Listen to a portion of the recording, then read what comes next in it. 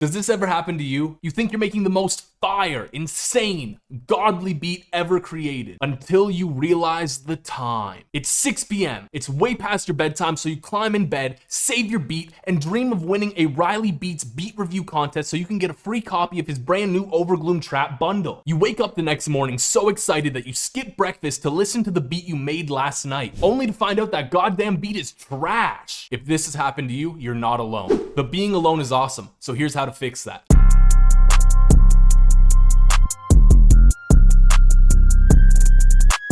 You don't want your 808 trying to whisper dirty secrets to you. Keep it tamed. A lot of good music follows similar rhythms. Don't try to reinvent the wheel, just innovate it. Now these 808 slides are a little crazy. We don't need all of this. We actually don't need any of it. We don't want to do this. The rhythm's a little wonky and the slides are a little forced. We don't want this.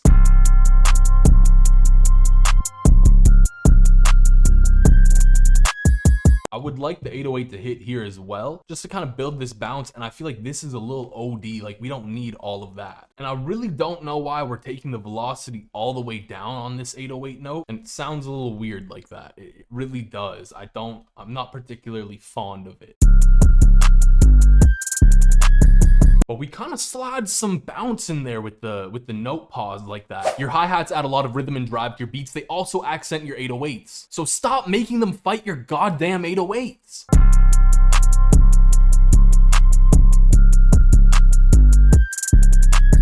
Yeah, there's really no point to doing this. It just kind of feels painful when you're doing that. You're not really adding a bounce. You're kind of just making painful sounds. And this bounce just doesn't really work because it's hitting on the clap. You have nothing really going there. It feels redundant.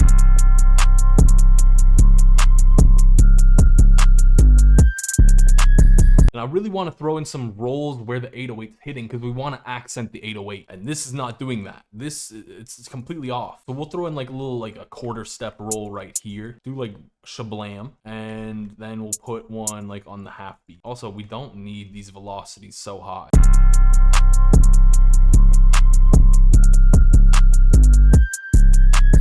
For that secret hi-hat sauce, low-key what I love to do is I like to do like a little quarter beat roll, just kind of turn the velocity down there, take this note, drop it down, another little quarter beat roll, and then you just take this and you drop that down.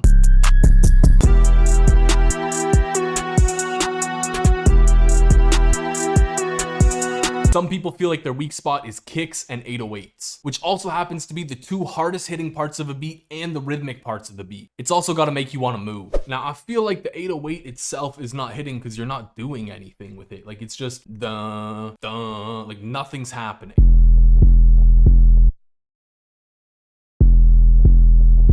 I'm gonna leave it pretty basic, but it's kind of clean. What are we doing with the kick though?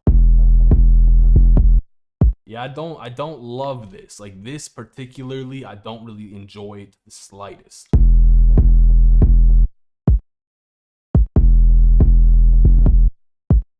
If you really want to do that, you kind of can, but like you can kind of have an accent. It also doesn't really feel like your kick and your 808 work the greatest together, which can cause a lot of issues and just make your kick and 808 sound like they're not hitting. This kind of just seems like one of those issues where your phases weren't lining up the greatest and all you got to do is just press reverse polarity or don't press reverse polarity. This will just flip the waveform of your kick and they'll kind of line up a little bit better. The other thing, you've got soft clipper on your master, which is good. We like when soft clipper is on the master, and the reason for this is because when you have clipping, this will add in some saturation. But the 808 is not clipping. You also have Fruity Wave Shaper on it, which it's not a big deal. It'll add some distortion, but I want the 808 to be hitting a bit more because it's not really hitting.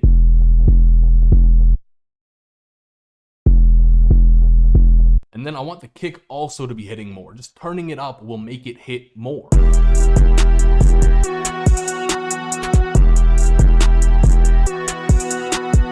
Now it kind of feels like there's just too much going on in the melody. It's too loud for the 808 now, so we're just going to turn those down as well. We got to make room for the things we turned up.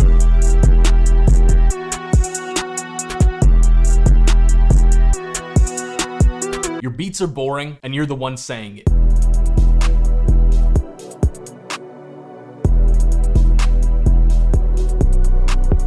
but it's really easy to fix. Honestly, this is one of my favorite things to do whenever I'm making a beat, and that is just taking the melody and rendering it. So you got all these serums. You can just right click and press render and replace down here. So we'll render all of these out into waveforms. Okay, so we've got these all rendered. And the beautiful thing about having a rendered waveform is that you can manipulate it like a sample instead of just like MIDI. So you can pitch it down, it'll sound different.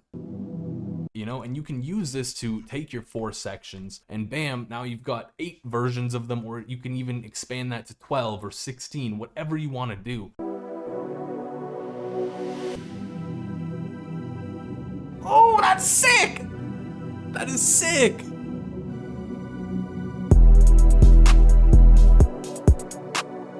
If that's not enough for you, you can also add in some automation in there. So I'm gonna add in some automation on this, to be honest with you, and I'm gonna be lazy. I'm gonna do it on the master, but I'm going to add in some Fruity Love filter, and I'm going to do one of my favorite things. I'm gonna add in the underwater effect. So all you need to do is you press this little triangle, you go to presets, and then you press the simple triangle low pass, LFO. This just creates a low pass filter. You want to turn down the resonance though, because it will be a little bit loud. And then I'm going to turn this all the way down, right click this and create automation clip, so I can automate this in just for this 4-bar section. That's kind of the plan.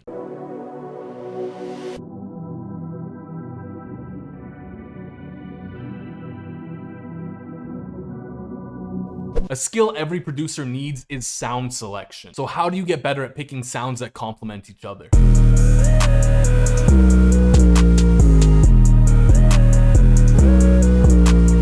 So the main things you want to keep in mind for sound selection are sounds that are not harsh and sounds that also don't fight for frequency space. And kind of off the rip, like your 808 is fighting for room, or it's fighting everything else from keeping room, or getting any room, I should say. So we're going to turn the 808 down first and foremost.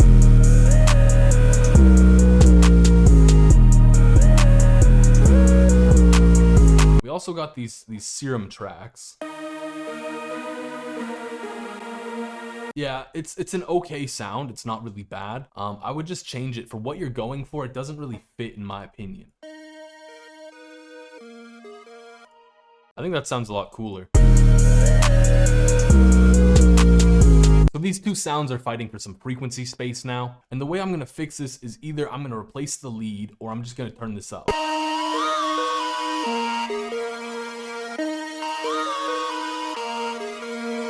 I think that kind of fixed the issue just because they're no longer fighting for that same frequency space.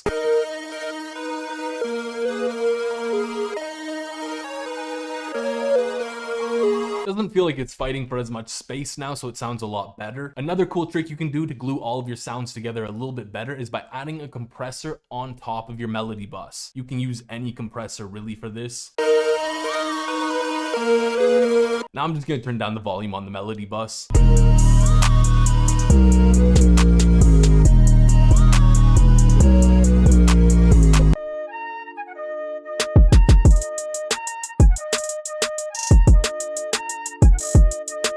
The biggest challenge for producers is knowing when the beat is done. So how do you know when you need to fill in some space or not? You know a beat is done when it feels like it's missing just one more thing, and that one more thing is the artist's vocals. Now this beat feels like it's missing a lot more than just one thing. So what do we really got here? We got like this like flute melody, which I guess is this, and we got these like kind of chords, not really. It just kind of feels empty because you don't have anything other than the flute. And the flute is just a melody. You don't have much harmony other than these chords, which are like, you can hardly hear them. Sauce. We're gonna call this sauce because I'm about to be adding some sauce, some much needed sauce. So we need to fill up some space. You don't have much space going on. You know, like you've got just the melody. You don't have much going on. I'm not making any sense right now. But we're gonna make more go on. So you're literally just playing the D minor chord throughout. So let's sauce it up. So we can just do like a 1/6 progression here. Now I'm gonna render this out because I kind of want to pitch it down, and pitching it down, I'm just gonna kind of have it leave some room for the flute so they're not taking up the same space.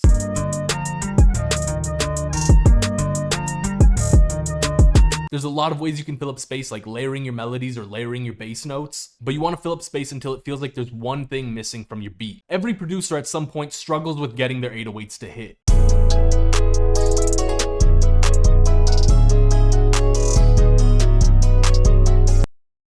Sometimes it comes down to sound selection, sometimes it comes down to mixing, but either way, we're gonna fix it here. First, let's just make sure you're not doing anything kind of weird or crazy to the 808. You did a little boost to it, which is okay. Mix-wise, you didn't do anything to it, which is totally fine.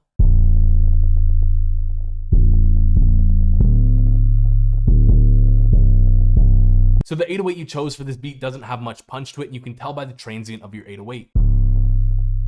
So this kind of comes down a lot more to sound selection, so I'm gonna just find you an 808 with a lot more punch or something we can make hit harder, aka the spins.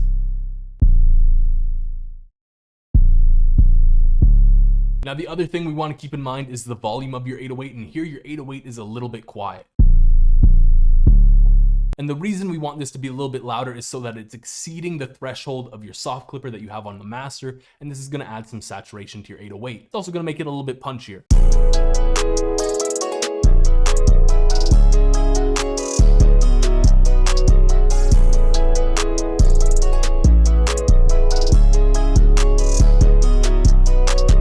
If these 7 tips for making better beats didn't help you, then send in one of your beats and a question. All the info you need for that is down in the comments below. And while you're down there, don't forget to leave a like, comment, and subscribe.